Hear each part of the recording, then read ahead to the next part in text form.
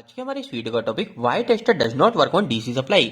मतलब कि हमारी डीसी सप्लाई के ऊपर जो कि पॉजिटिव और नेगेटिव होती है, इसके ऊपर हमारा ये टेस्टर काम क्यों नहीं करता है। जब भी हम टेस्टर को पॉजिटिव सप्लाई पे लगाते हैं तो हमारा ये टेस्टर ग्लो क्यों नहीं होता। इसी पॉइंट को आज के इस वीडियो के अंदर हम जान लेंगे। तो वीडियो को स्टार्ट कर लेते हैं। दोस्तों, वीडियो के स्टार्टिंग में आपको बता देना चाहता हूँ कि इस सवाल के टोटल 3 आंसर हो सकते हैं। सबसे पहले हम पहले नंबर के जवाब को जान लेते हैं। इंटरव्यू में अधिकतर लोग कहते हैं कि टेस्टर डीसी पे इसलिए काम नहीं करता क्योंकि डीसी सप्लाई के अंदर जो वोल्टेज होता है वो वोल्टेज कम रहते हैं। जैसा कि हम सभी को पता है, हम डीसी सप्लाई के लिए बैटरी का उपयोग करते हैं जो कि अधिकतर केस में 12 वोल्ट की या फिर हमारे पास में 12 वोल्ट की दो, मतलब कि हम 24 वोल्ट के उपयोग में लेते हैं। और वहीं अगर हम हमारे इस टेस्टर की बात करें तो यह जो टेस्टर है, यह टेस्टर हमारा 220 वोल्टेज के ऊपर ऑपरेट होता है। तो अब अधिकतर लोग यही बोलते हैं कि टेस्टर तो 220 वोल्टेज पे काम कर रहा है, लेकिन अगर हम उसे 24 वोल्ट की सप्लाई पे ही जोड़ेंगे या फिर अगर हमारे पास में कहीं पे 48 वोल्टेज भी है उस पे भी जोड़ेंगे तो हमारा टेस्टर काम नहीं करेगा। क्योंकि इस टेस्टर के अंदर जो नियॉन लैंप लगा है उसके अंदर जो गैस भरी हुई है उसको आयोनाइज होने के लिए, मतलब कि हमारे नियॉन बल्ब को ग्लो होने के लिए इसे 220 के आसपास वोल्टेज की आवश्यकता होती है।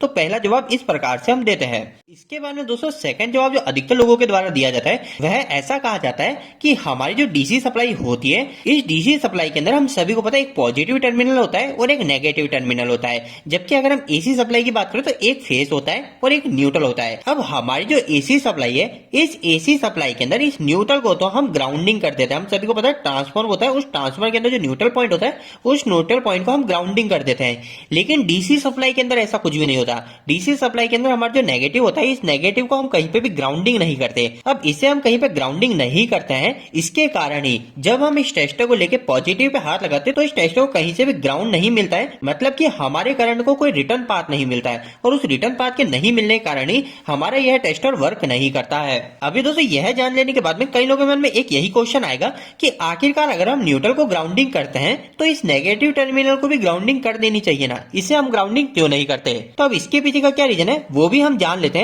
लेकिन उसके पहले एक मिनट हम आज के इस वीडियो के स्पॉन्सर को धन्यवाद देना चाहेंगे जो कि लॉक द डील कंपनी है। दोस्तों, आप में से कई लोग कमेंट में मुझसे यह पूछते हैं कि अब मैं मेरी एक नई शॉप दुकान खोलने की सोच रहा हूँ। अब इस दुकान को खोलते समय हमें कई सारे प्रोडक्ट लाने होते हैं, हमें कई सारी ब्रांड के साथ एसोसिएट करना पड़ता है, तो यह सब चीजें शुरुआत में हम कैसे करें। तो दोस्तों इन सभी सवालों का जवाब ही है लॉक द डील कंपनी। तो दोस्तों यह जो लॉक द डील कंपनी है, यह एक तरह से एनर्जी डिपार्टमेंट की अमेजोन है। क्योंकि आपको इनके एप्लीकेशन और वेबसाइट पर एनर्जी कैटेगरी के सभी प्रोडक्ट मिल जाएंगे और साथ ही साथ यहाँ पर आपको इलेक्ट्रिकल के भी मार्केट से कम कीमत पर प्रोडक्ट मिल जाएंगे। और अगर हम ब्रांड की बात करें तो एक्साइड, ल्यूमिनस, लिवगार्ड, इस तरीके की सभी ब्रांड आपको लॉक द डील पर मिल जाएगी और साथ ही साथ कई सारे ऑफर और डील के साथ में। तो दोस्तों जो भी रिटेलर या डीलर बल्क ऑर्डर पे discount, cash on delivery facility या फिर डोर स्टेप फैसिलिटी लेना चाहता है तो वह लॉक द डील एप्लीकेशन और वेबसाइट को चेक कर सकते हैं। और अगर आपको और भी कुछ जानकारी लॉक द डील के बारे में चाहिए तो आप इस नंबर पर व्हाट्सएप करके कंपनी से बात कर सकते हैं। और दोस्तों वीडियो में आगे बढ़ने से पहले मैं कंपनी का एक और स्पेशल फीचर्स आपको बताऊं जिसकी मदद से आप आपके कई सारे रुपए बचा सकते हैं।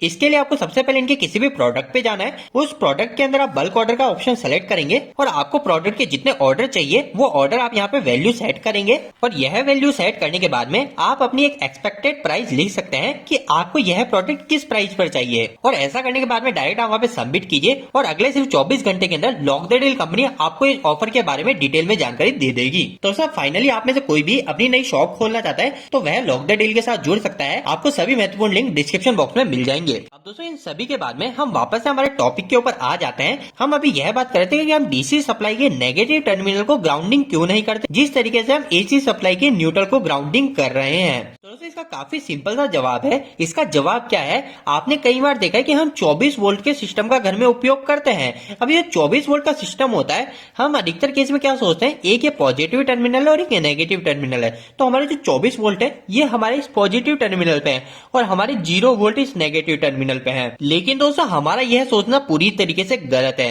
असलियत में क्या होता है, हमारा जो ये 24 वोल्ट का सिस्टम है ना, इसमें से जो प्लस 12 वोल्टेज है वह हमारे पॉजिटिव टर्मिनल पे होते हैं, जबकि हमारा जो नेगेटिव टर्मिनल होता है इस पे हमारे माइनस 12 वोल्टेज होते हैं। और जब हम इन दोनों के बीच का पोटेंशियल डिफरेंस निकालते हैं तो वो हमारा टोटल 24 वोल्टेज आता है। लेकिन यह जवाब सुनने के बाद में आधे से ज्यादा लोग कंफ्यूज रहेंगे कि हमने तो ऐसा कभी नहीं सुना। लेकिन दोस्तों यह सही बात है। अगर आप इसे प्रैक्टिकली चेक भी करना चाहते हैं तो आप इलेक्ट्रिकल के किसी सब स्टेशन में जाके देख सकते हो, क्योंकि हम सभी को पता है वहां पर हमारे बैटरी बैंक का उपयोग किया जाता है।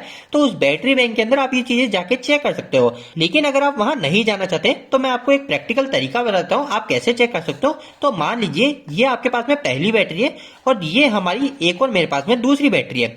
ये बैटरी मेरी 12 वोल्टेज की है, ये बैटरी भी मेरी 12 वोल्टेज की है। ये इसका पॉजिटिव, ये इसका नेगेटिव, ये इसका पॉजिटिव और ये इसका नेगेटिव। अब दोस्तों इन दो 12 वोल्टेज की बैटरी से मेरे को 24 वोल्ट की सप्लाई चाहिए। तो 24 वोल्ट की सप्लाई के लिए मैं क्या करता हूँ, एक ये नेगेटिव टर्मिनल और ये पॉजिटिव टर्मिनल, इन दोनों को यहां से मैं कनेक्ट कर देता हूँ। मतलब कि हमारी इस दोनों बैटरी को सीरीज में जोड़ देता हूँ। अब इसके बाद में क्या करूंगा, पॉजिटिव टर्मिनल मुझे यहां से मिल जाएगा और नेगेटिव टर्मिनल मुझे यहां से मिल जाएगा। अब दोस्तों नेक्स्ट चीज जो हम नेगेटिव टर्मिनल में ग्राउंडिंग की बात कर रहे थे, वो हम क्या करेंगे, वो हम इस जगह से इसे ग्राउंडिंग कर देंगे। तो मैं क्या करता हूँ, यहां से इस बैटरी के टर्मिनल को ग्राउंडिंग कर देता हूँ। तो अब ऐसा करने के बाद में क्या होगा, हम चेक कर लेते हैं। सबसे पहले मैं क्या करता हूँ, इस पॉजिटिव और इस नेगेटिव के बीच में वोल्टेज चेक करता हूँ। तो जैसे मैं इन दोनों के बीच में वोल्टेज चेक करूंगा तो मुझे पता है मुझे 24 वोल्टेज दिखेंगे। तो ये मेरा फाइनल हो गया, मेरे को 24 वोल्टेज मिलेंगे।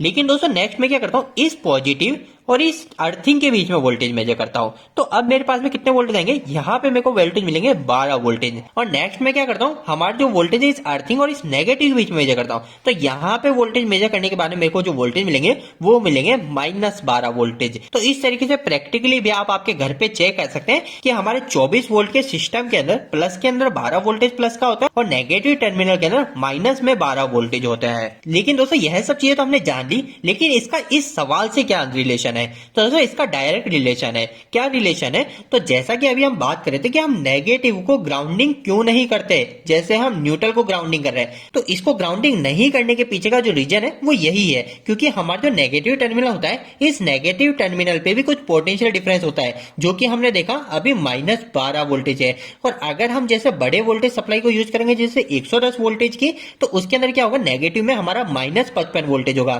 तो यह जो -55 वोल्टेज और हमारा जो ग्राउंडिंग है उसका 0 वोल्टेज, तो इन दोनों के बीच में एक पोटेंशियल डिफरेंस हो जाएगा। तो यहाँ पर जब भी पोटेंशियल डिफरेंस होगा तो यहाँ पे करंट का फ्लो होने लग जाएगा, जो कि पूरी तरीके से गलत है। तो दोस्तों उम्मीद है अब ये दूसरा पॉइंट भी आपका क्लियर हो गया होगा कि डीसी सप्लाई में हमारा टेस्टर ग्लो इसलिए नहीं होता क्योंकि इसके अंदर हमारा जो नेगेटिव टर्मिनल होता है वो नेगेटिव टर्मिनल को हम ग्राउंडिंग नहीं करते। और ग्राउंडिंग क्यों नहीं करते उसके पीछे का जवाब मैंने आपको बता दिया है।